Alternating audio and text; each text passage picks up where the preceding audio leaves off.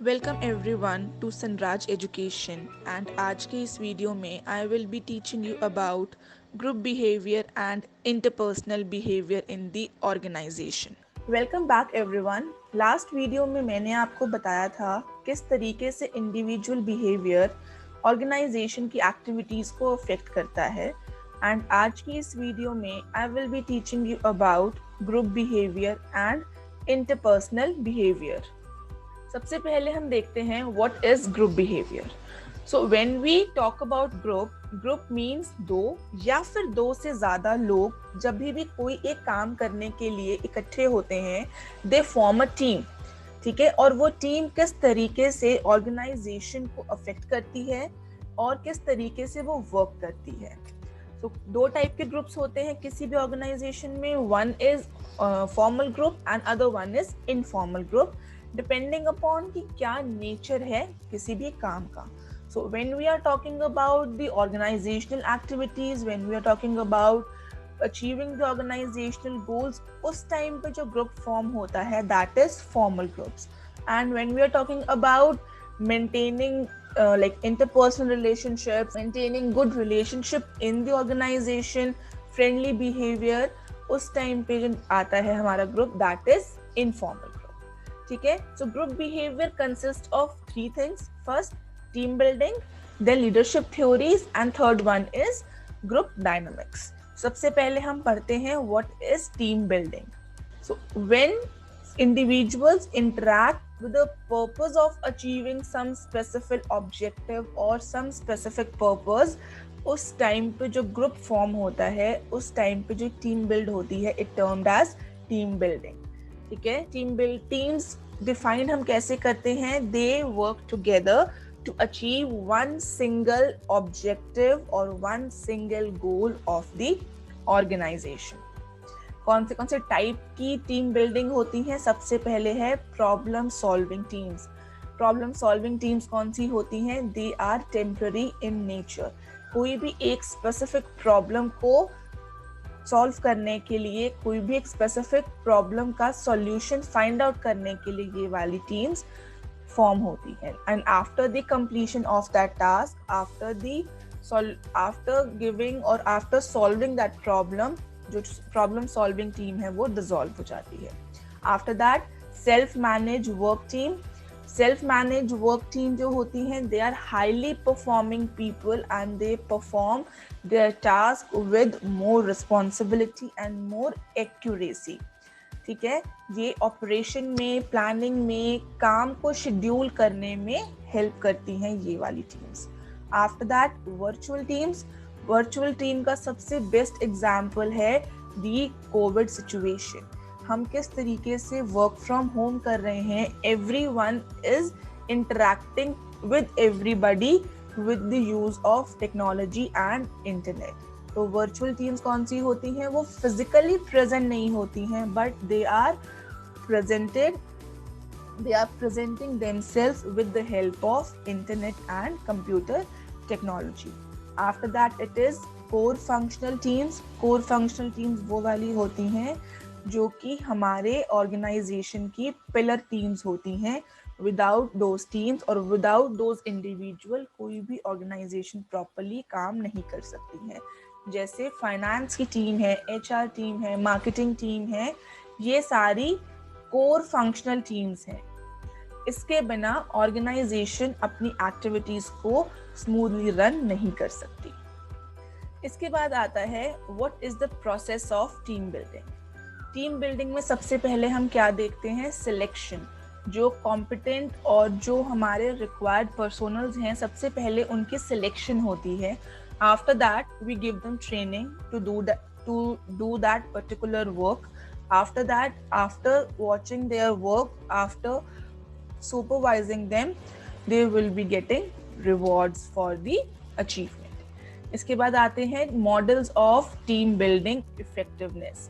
सबसे पहला है GRPI मॉडल।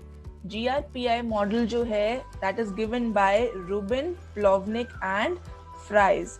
इन्होंने ये वाला मॉडल दिया था and this model is named GRPI after goals, roles, processes and interpersonal relationships in the organization.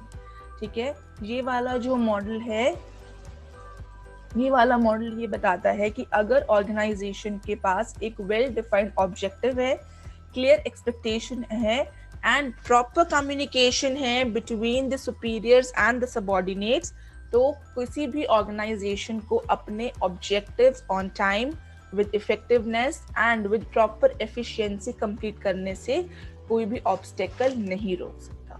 These are the most important pillars of any successful organization: well-defined objective, clear expectations and proper communication between the employees.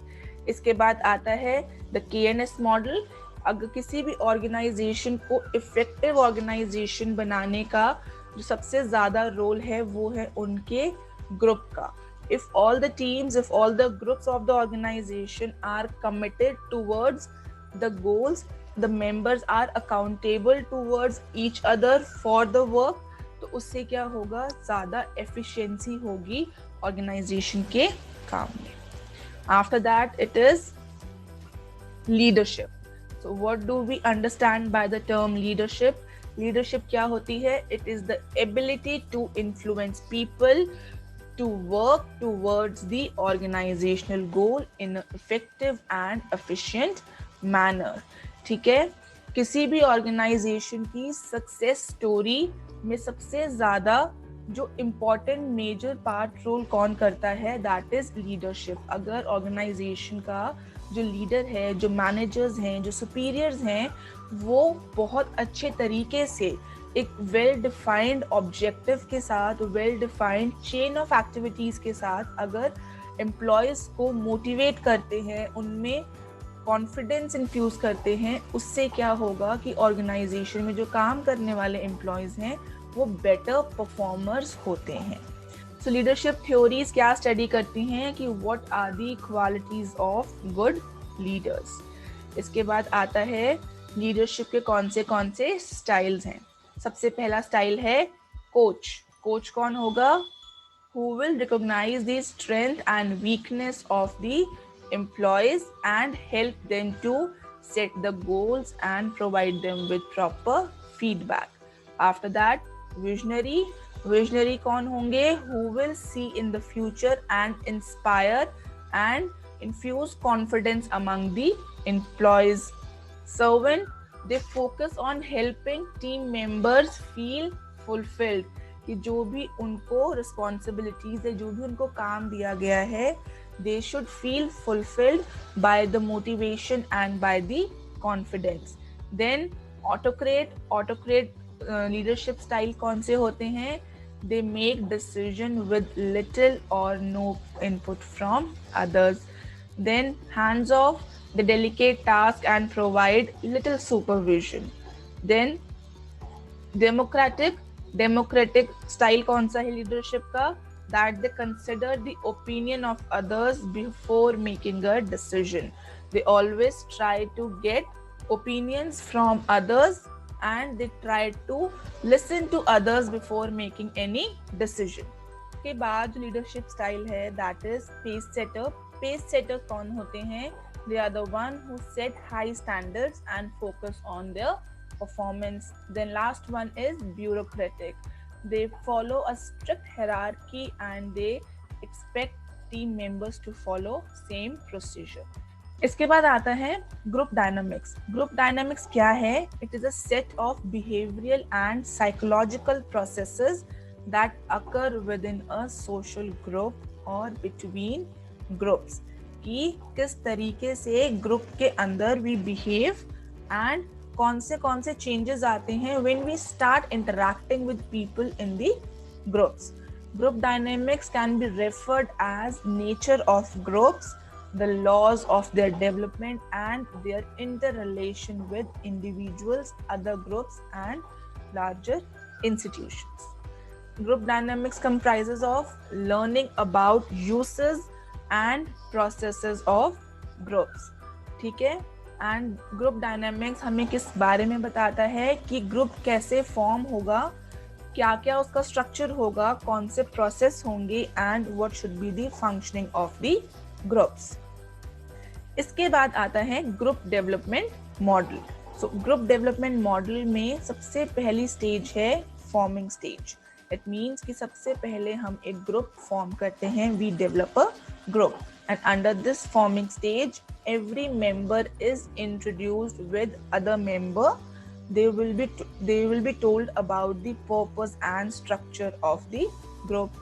Forming stage के बाद आता है storming stage. Storming stage में क्या होता है, all the members of the group sit and discuss about who will become the leader of the group. और to become a leader of the group, जो भी उनके नॉर्म्स हैं, जो भी उनका एक क्राइटेरिया है, they follow that criteria, and after that the group leader is decided. And third stage is norming stage. Norming stage में क्या होता है, they start building informal relationships also. ठीक है, जब भी आप किसी फॉर्मल स्ट्रक्चर में हो, फॉर्मल ग्रुप में हो, तो धीरे धीरे you start building an informal relationship among your team also. Then fourth stage is performing. After you discuss who will be the leader, after developing a good close relation, informal relationship, now the major part of the development model is performing. Now you start performing on the given task.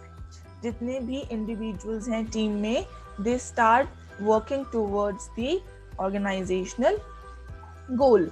And the fifth one is adjourning. Adjourning में क्या होता है, कुछ जो groups हैं वो एक बहुत स्पेसिफिक टाइम के लिए या स्पेसिफिक टास्क के लिए फॉर्म किए जाते हैं। जैसे हमने पीछे बात की थी प्रॉब्लम सॉल्विंग ग्रुप्स के बारे में, प्रॉब्लम सॉल्विंग टीम्स के बारे में। ठीक है, सो वो वाले जो टीम्स हैं, वो वाले जो ग्रुप हैं, वो एक बहुत ही स्पेसिफिक टाइम के लिए या स्पेसिफिक टास्क के लिए फॉर्म किए जाते हैं। ठीक है, तो ये वाले जो 5 हमारे पास स्टेजेस हैं, that is the group development model. इसके बाद आता है कन्फ्लिक्ट। तो कन्फ्लिक्ट क्या है, कन्फ्लिक्ट है whenever you are working, जब आपके और आपके टीम मेंबर्स की थिंकिंग में, आइडियाज में, वैल्यूज में, इंटरेस्ट में किसी भी टाइप का डिफरेंस आता है, then we term it as conflict. And conflict is a very basic nature of the groups.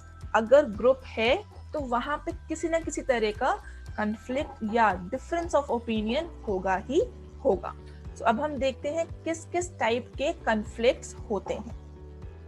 सबसे पहले आता है individual conflict. So individual conflict में one is intra individual conflict.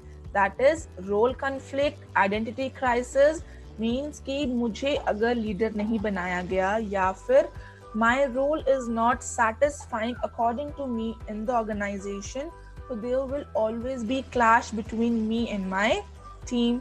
Then interpersonal individual, दो लोगों के बीच में पावर को लेके, इंटरेस्ट को लेके, स्टेटस को लेके जब कोई भी डिफरेंस अकर होता है। Then group conflict, intergroup between 2 or more groups, group A and group B के बीच में जब किसी भी रीजन की वजह से किसी भी टाइप का डिफरेंस ऑफ ओपिनियन होगा। ठीक है, देन इंट्रा ग्रुप, ग्रुप के मेंबर्स में किसी तरीके का जब कॉन्फ्लिक्ट अराइज होगा due to the nature, due to the need और interest of the group members. Then third one is organisational conflict. First one is intra organisation conflict. Horizontal conflict में क्या आएगा, एम्प्लॉयज और डिपार्टमेंट के बीच में जब किसी भी टाइप का कॉन्फ्लिक्ट अकर होता है, depending upon the nature of their work, their position, their salaries और their own identity in the organization. Then vertical conflict, same level पे जो सेम हायरार्की है उन लेवल्स के बीच में किसी तरीके का जब कॉन्फ्लिक्ट होता है, जैसे top level management and lower level management के बीच में जब कोई भी टाइप का कॉन्फ्लिक्ट होगा। Then third one is line and staff conflict. जो लाइन जर्नलिस्ट हैं एंड जो स्टाफ स्पेशलिस्ट हैं, जब उनके बीच में किसी टाइप का कॉन्फ्लिक्ट होता है। ठीक है, एंड ऑर्गेनाइजेशन कॉन्फ्लिक्ट में सेकेंड फॉर्म ऑफ कॉन्फ्लिक्ट क्या है, इंटर ऑर्गेनाइजेशन कॉन्फ्लिक्ट।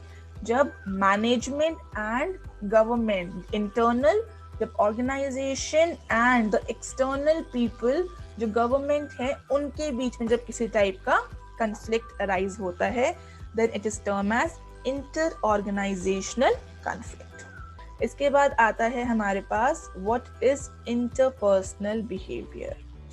दो लोगों के बीच में इंटरेक्शन, दो लोगों के बीच का behaviour is termed as interpersonal behaviour. ठीक है, whenever two individuals interact, whenever two people work together, तो ज़रूरी नहीं है कि दोनों का जो नेचर ऑफ वर्क है, nature of performing any task है, वो सेम होगा। ठीक है, सो जब आप दोनों की चीज़ें सेम नहीं हैं तो there will be some difference. तो उस डिफरेंस को या उस बिहेवियर को हम कैसे स्टडी करते हैं? We study it as interpersonal behaviour. ठीक है, इंटरपर्सनल बिहेवियर वर्बल कम्युनिकेशन भी इंक्लूड करता है एंड नॉन वर्बल कम्युनिकेशन भी इंक्लूड करता है। ठीक है, जैसे आपकी body language, facial expressions, verbal interpersonal communications, सारा कुछ हम इसमें इंक्लूड करते हैं। ठीक है, जो कम्युनिकेशन वाला टॉपिक है, I have covered that topic in one of my videos. अगर आपको इस टॉपिक के ऊपर ज़्यादा इन्फो चाहिए तो ऊपर मैंने लिंक कर दिया है उसका टैब, तो आप वहाँ पे जाके उसको देख सकते हो। ठीक है, तो the study of interpersonal behaviour is a social science that examine the way people interact with one another. ठीक है, so this is the interpersonal behaviour. And इसी टॉपिक के साथ हमारा ये वाला जो टॉपिक है वो यहीं पे ख़त्म होता है। I hope everything is clear to you. Still, if you want more information on the topics or you want some other topics to be covered with it, so kindly DM me on the given links. So I will be up with new video on Saturday with new topic. Till then, take care. Bye-bye.